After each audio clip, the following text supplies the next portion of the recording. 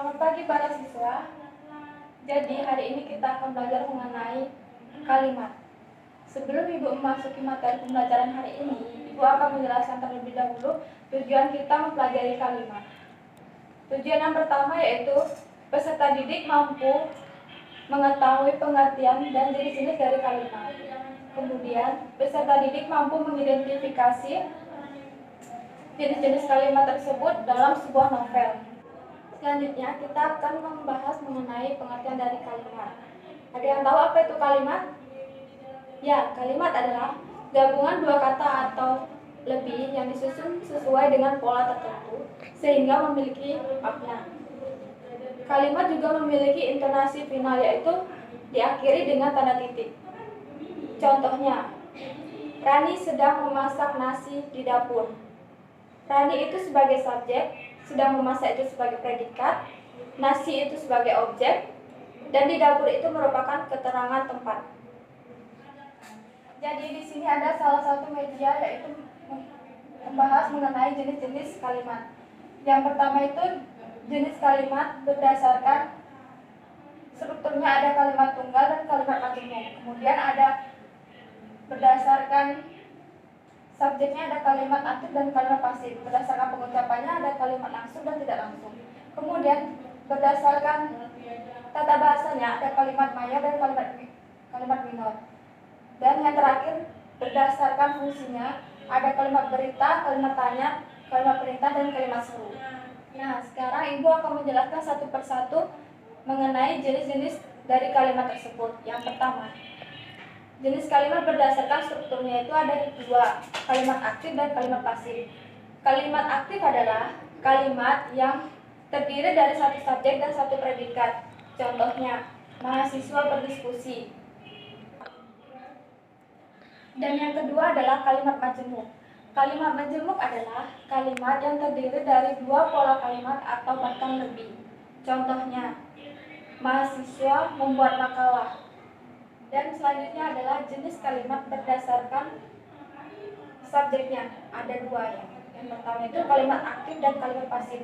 Kalimat aktif adalah kalimat yang subjeknya melakukan suatu tindakan atau pekerjaan. Contohnya, ibu memasak sayur.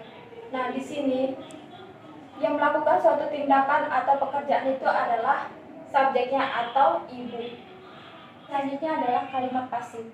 Kalimat pasif adalah kebalikan dari kalimat aktif, yaitu kalimat yang subjeknya dikenai pekerjaan. Contohnya, buku ditulis adik.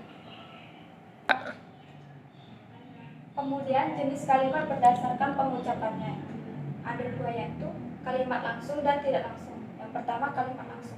Kalimat langsung adalah kalimat yang diucapkan secara langsung oleh subjeknya atau pembicaranya. Contoh, tadi aku melihat Anwar di warung Bu Eni. Yang kedua adalah kalimat tidak langsung.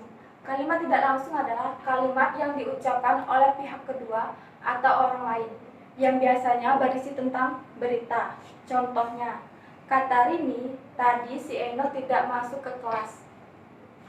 Dan selanjutnya adalah jenis kalimat berdasarkan tata bahasanya, itu ada dua. Yang pertama, kalimat mayor dan kalimat minor. Kalimat mayor adalah jenis kalimat yang paling tidak memiliki unsur inti dan pusat. Contohnya, Ina menulis. Dan yang kedua adalah kalimat minor. Kalimat minor adalah jenis kalimat yang memiliki satu unsur inti atau pusat. Contohnya itu, selamat pagi. Dan yang terakhir adalah jenis kalimat berdasarkan fungsinya. Yang pertama ada kalimat berita. Kalimat berita adalah kalimat yang di dalamnya terdapat informasi yang digunakan untuk memberitahukan sesuatu kepada si pendengar atau pembaca. Contohnya, telah terjadi kecelakaan lalu lintas yang mengakibatkan kemacetan lalu lintas. Dan selanjutnya ada kalimat tanya. Kalimat tanya yaitu kalimat yang digunakan untuk menanyakan sesuatu. Misalnya menanyakan kabar. Contohnya, bagaimana kabarmu hari ini? Dan selanjutnya adalah kalimat perintah, yaitu kalimat yang digunakan untuk memerintahkan seseorang untuk melakukan sesuatu. Contohnya, tolong ambilkan buku itu. Terakhir adalah kalimat seru. Kalimat seru adalah kalimat yang berfungsi untuk menyatakan suatu perasaan dan biasanya diakhiri dengan tanda seru. Contohnya, wah, indah sekali pantai ini. Baik, sekian penjelasan materi yang saya sampaikan hari ini. Nah, untuk tugas kalian di rumah, saya minta kalian untuk membaca sebuah novel yang kalian sukai, kemudian dibawa minggu depan, karena kita akan mencoba mengidentifikasi atau menemukan jenis-jenis dari kalimat yang sudah saya jelaskan di dalam novel tersebut. Baik, sampai jumpa di pertemuan selanjutnya.